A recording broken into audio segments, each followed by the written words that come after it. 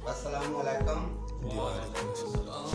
भाजी बड़े बड़े दूरू आज मेरे मेहमान दोस्त आए ने ठट्टा करूं मट माल तू कोट नक्का तू वाह भाई ये कोट मोमन तू आए ने वाह जी।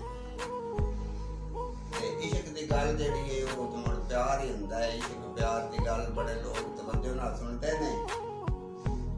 इस इश्क दी बड़ी है रीत पुरानी, इस इश्क दी बड़ी है रीत पुरानी, ना ये दरिया समुंदर वेखे ना ये वेखे वाणी। वाह जी वाह।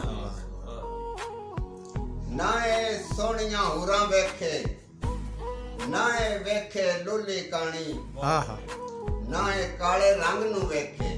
सुभान भाई इरशाद हो ना ये काले रंग नु वेखे ना ये वेखे लाल मदानी। आहा वाह वाह जी। ना ये हुसन जवानी वेखे ना ये वेखे कौम पठानी। आहा वाह। ना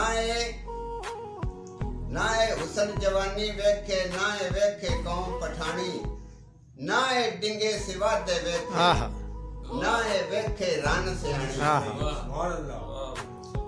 ना ये वेखे कौम ना ये भुखी काम नु वेखे ना ये वेखे चुतरानी। वाह। त्रै हरफ सिर्फ इश्क दे ना ये लम्बी तनदा तानी। अकरम इश्क सदा दिल वसे जिस इश्क दी गल पचानी। आहा